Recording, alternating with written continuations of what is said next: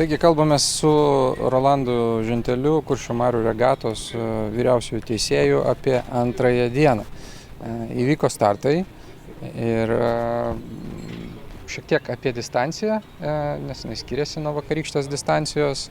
Vėlgi laviruotė prieš vėją, pakankamai matėm nemažai darbo išeiti iš uosto, bet atrodo viskas pavyko sklandžiai. Ir kokie incidentai jau yra atsitikę šiandien.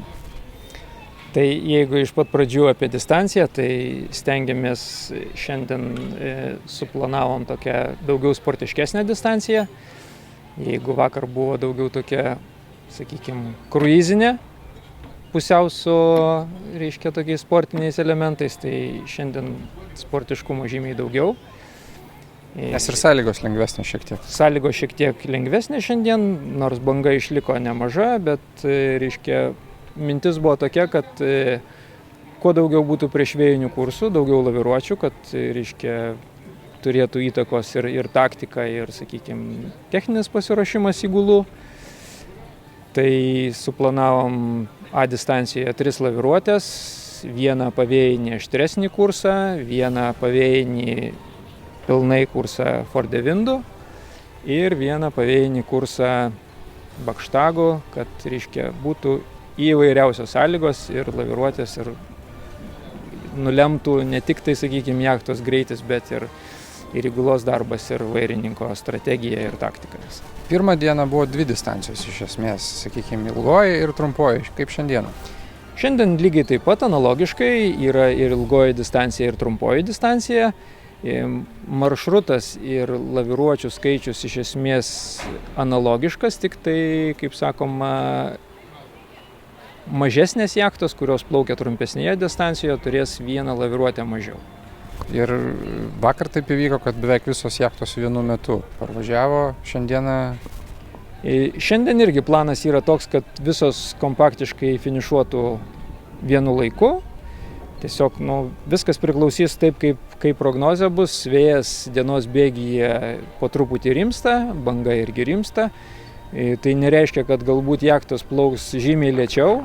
Tiesiog laviruotėje vakar, kada buvo ribinės sąlygos, tai jos, nežiūrint tai, kad buvo daugiau vėjo, tai turėjo problemų ir tas greitis nebuvo maksimalus. Nes ir susirifavę, susimažinę, o šiandien manau, kad bus pilnai lenktyninė diena tokia, visos jachtos galės turbūt buriuoti pilnom burėm, tai greičiai nuo to nenukentės. Plius šiandien turėjom starto laiką 1 valandą anksčiau, tai manau, kad pagal mūsų paskaičiavimus turėtų visi kompaktiškai irgi taip finišuoti, nežiūrint tai, kad vieni ilgesnė, kiti trumpesnė distancija plaukia, bet turėtų būti kartu. Jūs laiks nuo laiko pasiekia informaciją iš distancijos, teisėjai arba jachtos skambina, reiškia, kokia yra paskutinė informacija, nes kažką girdėjom apie nulaužtą stiebą. Taip, gavau iš lenktynių komiteto nario informaciją, kad šalia esantį jachtą pastebėjo jūrmylę nuo Klaipėdos vartų jachtą be stiebo. Aišku, ta jachta nebuvo iš karto identifikuota. Išsiuntėm skubiai katerį, kuris užtikrintų įgulos narių saugumą. Bet matomai jachta, kuri nusilaužė stiebą, tai yra jachta Granada, susitvarkiusi pasekmes, operatyviai informavo lenktynių komitetą, kad jie nulaužė stiebą, kad pas juos viskas tvarkoja ir jie su varikliu grįžta į uostą saugiai. Daugiau kol kas kažkokių incidentų nepranešta?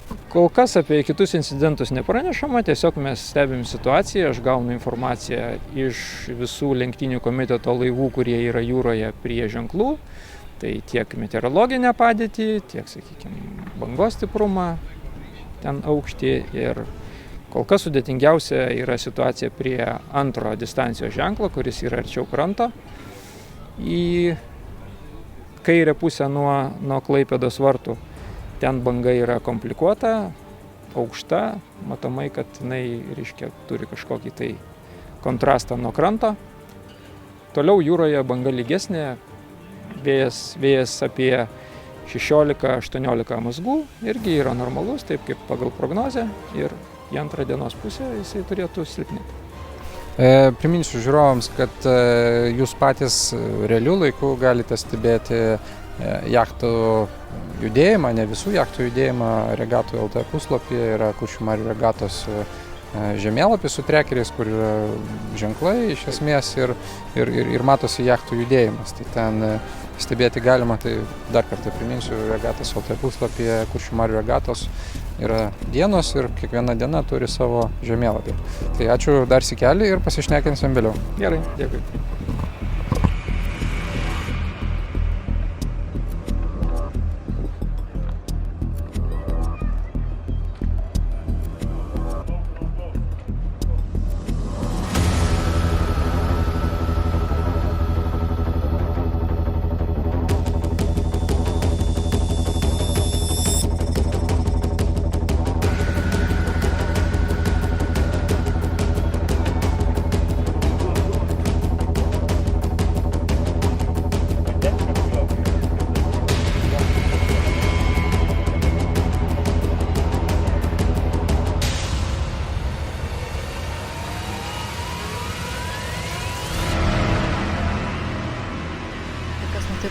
Ir kaip įvyko viskas? Tas viskas truko kokią pusę sekundės, taip kad labai greitai. Išvažiavus pro vartus, dar jau 3 dieną pučia vėjas, smarkus, šiandien jau smulkesnis, bet per visą Baltiją didelė banga likusi. Vėjas buvo apie kokius 7 metrus į sekundę ir pakėlus ant bangos, nežinau, paėmė ir nulūžo. Be niekur nieko, aš nesuprantu, gal metalas paseno. Liktai viską teisingai darėm, vakar daugiau putė nieks nenulūžo. O šiandien matyt likimas toksai negeras. O kaip elgėtės tokioje situacijoje, kaip apskritai elgtis, kai lūžta stiebas, čia pakankamai sudėtinga, kaip suprantu. Svarbiausia, jisai nulūžo, ta prasme, 2 vietose ir žmonės nenukentėjo. Jis griuvo į pavėjinę pusę, visi sėdėjo ant borto, taip kad gan sėkmingai. Ir be panikos, sakau, greitai reikia. Pirmoje eilėje norėjom variklį kurti, bet po įsraigtą gali įsukti visokius ten trosai, visi virvės, kurie nuo stiebo eina. Tai pirmiausia iš vandens išsitraukiam patys, kas liko viską. Būrę, stiebą, viską susirinkom, užsikūrėm variklį, kadangi gerai, kad dar buvo didelis atstumas iki kranto. Suspėjom viską, užsivedėm variklį, pranešėm teisėjam ir grįžom ramiai. Sveiki, svarbiausia sveiki visi. O pavyks dar dalyvauti kitose etapuose? Tai nuo šio etapo tai jau parašiau, kad atseit nusiemu. O dėl kito bus matyti. Po ištrauksim, matoj viską. Pasižiūrėsim, kaip ten ar įmanoma sutaisyti, ar neįmanoma, stengsime, žinoma.